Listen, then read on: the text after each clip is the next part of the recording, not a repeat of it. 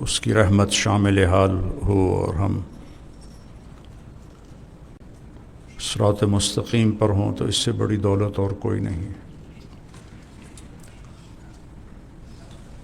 اللہ تعالیٰ ہمیں اس پر موت تک قائم رکھے، اسی پر ہمارا خاتمہ ہو۔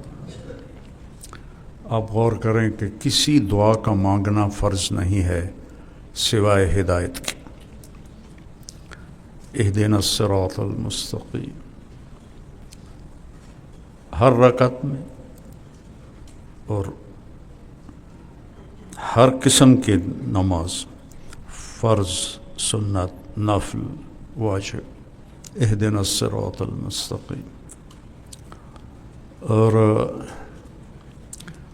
تمام باقی جو ائمہ ثلاثہ ہیں ان کے ہاں ہر رکعت میں پڑھنا فرض ہے۔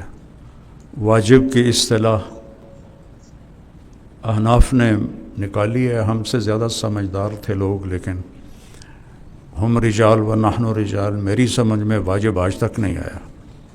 مطلب یہ مجھے منطق سمجھ میں نہیں آتی ہے، یا فرض ہے یا سنت ہے بس، یا نفل ہے۔ باقی واجب بھی پہلے زمانے میں فرض کے معنی میں تھا، جو حدیث میں وجبت محبتی للمتحابین فیہ، وجبت محبتی للمتزاورین فیہ، وجبت محبتی للمتبادلین فیہ۔ تو یہ جو حدیث میں مجھے تو وجبت اوجبت الہا، جب احد کی جنگ میں شکست ہو گئی اور سب کا رخ ہو گیا کفار قریش کا کہ اللہ کے نبی کو نشانہ بنائیں، ختم کریں، تو بھگدڑ مچی ہوئی تھی۔ تو اس وقت حضرت ابو بکر، عمر، علی، طلحہ، زبیر، سعد بن ابی وقاص اور قتادہ بن نعمان اور ابو دجانہ اور ایک آدھ کو 10 لوگ تھے جنہوں نے آپ کو گھیرے میں لیا ہوا تھا، عبادہ بن صامت۔ تو جتنے حملے ہو رہے تھے یہ 10 لوگ ان کے سامنے سینہ سپر تھے، اور تیر آ رہے تھے تو حضرت طلحہ رضی اللہ عنہ اپنے ہاتھ پر ان کو روکتے رہے، یہاں تک کہ یہ ہاتھ آپ کا ساری زندگی کے لیے شل ہو گیا، مشلول ہو گیا۔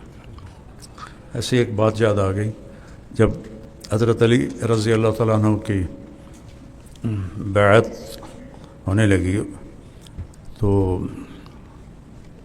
سب سے پہلے حضرت طلحہ نے بیعت کی، تو مشلول ہاتھ، تو ایک بدو کھڑا تھا، کہنے لگا یہ خلافت نہیں چلے گی، ان ھذا الامر لا یتم، اس نے وہ مشلول ہاتھ سے فال لی، ان ھذا الامر لا یتم۔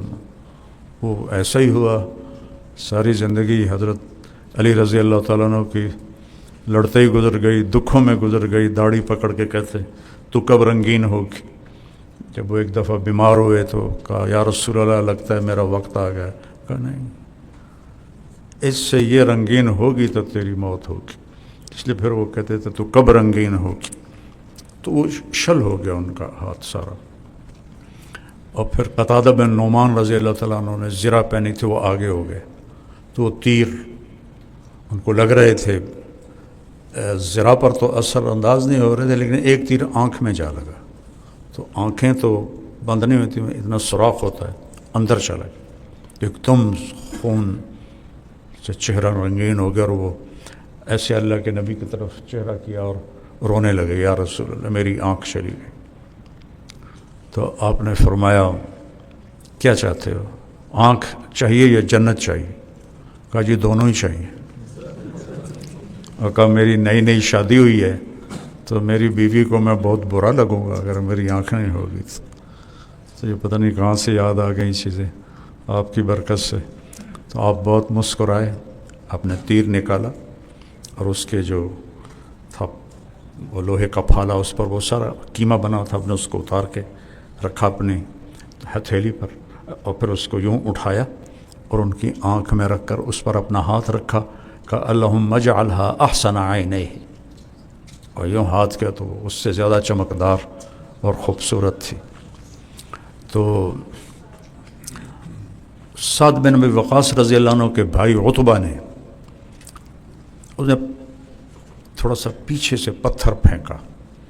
تو صحابہ کی نظریں تھیں تلواروں پر، نیزوں پر، تو پتھر کی طرف کسی کا دھیان نہیں تھا. تو وہ ان کے سنبھلنے سے پہلے ہی ان کو جا کے سیدھا یہاں لگا اللہ کے نبی کی.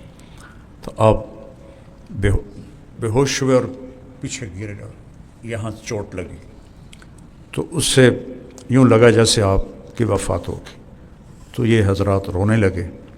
تھوڑی دیر کے بعد آپ کو ہوش آ گیا. تھا سب نے کہا یا رسول اللہ ادعو علیہم، اب تو ان کے لیے بد دعا فرمائیں. تو آپ نے کہا اللہم اغفر لقومی فإنہم لا یعلمون. سبحان اللہ، کیا میرے نبی کا ظرف ہے. کہتے ہیں ہم علماء انبیاء کے وارث ہیں. اس وراثت میں سب سے پہلے تو یہ ایسے اخلاق ہیں جو اصل وراثت ہے. تو پھر حضرت طلحہ نے آپ کو اٹھایا اور دوڑ لگا دی. تو پیچھے کفار نے ہجوم کیا تو آپ نے اللہ کے نبی کو نیچے زمین پہ بٹھایا اور پلٹ کے الٹے ہاتھ سے ان سب کو بھگا دیا. کیا اللہ نے طاقت دی تھی.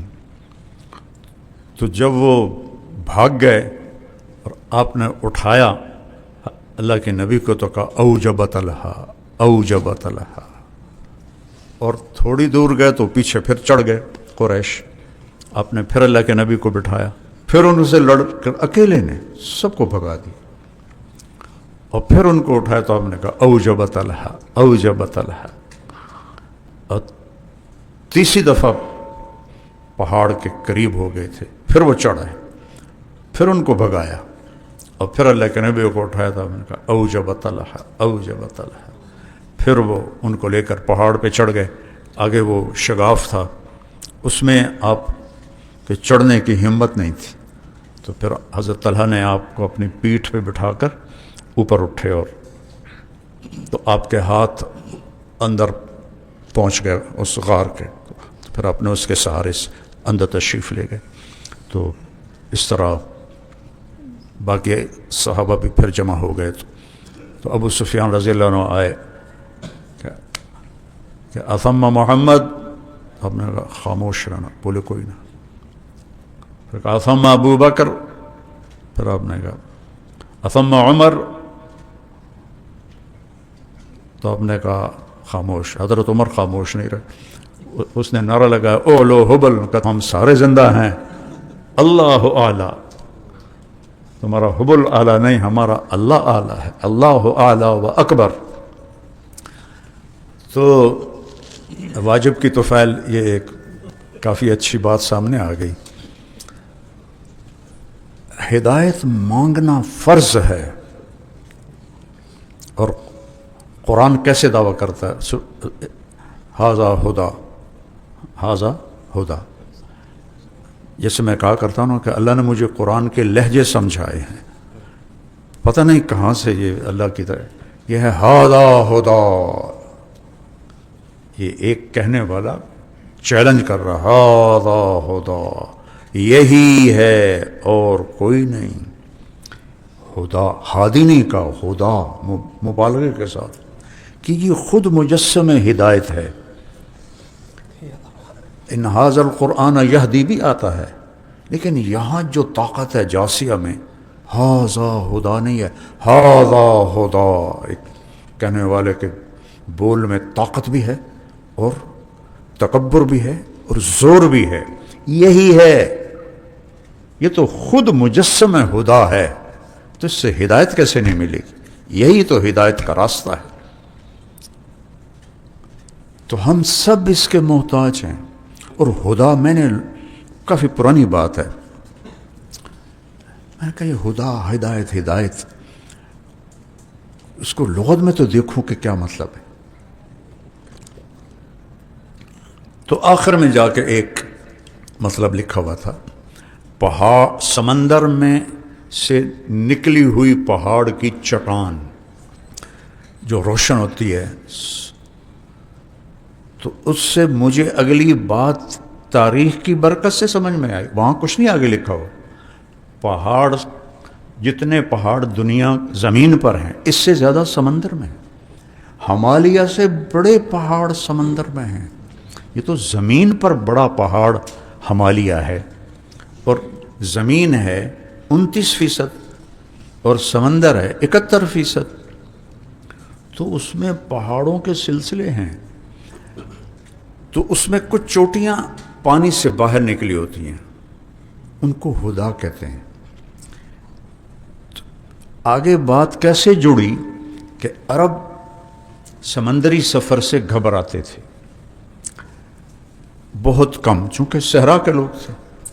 اس لیے غزوۃ البحر وہ غزوۃ البر سے دگنے اجر کا ہے. ٹھیک ہے نا؟ تو وہ چوٹیاں اس زمانے کے جو کشتی باندھ تھے اور چھوٹے چھوٹے ان کے جہاز ہوتے تھے، انہوں نے وہ نشانیاں بنائی ہوئی تھیں کہ یہ جو چٹان ہے اس سے آگے جدہ آئے گا، اور یہ جو چٹان ہے اس سے یمبو آئے گا. مثال دے رہا ہوں کہ ان چٹانوں کو انہوں نے راہبری کے لیے متعین کیا ہوا تھا. تو پانی کے سمندر میں کشتیوں کو راستہ دکھانے والی چٹان کو ہدا کہتے ہیں. ہدا. تو انسانیت کے سمندر میں انسان، ہر مرد عورت ایک کشتی ہے. کشتی کاف کے نیچے زیر ہے، زبر نہیں ہے. اردو بھی سیکھو نا. کشتی نہیں ہے، کشتی ہے. تو وہ ان ہر، یہ طارق جمیل، شیخ رمزی، مولانا عبید اللہ صاحب، یہ آپ سارے اور باہر، ہم سب کشتیاں ہیں اس دنیا کے سمندر میں، اور ان کی منزل ہے اللہ.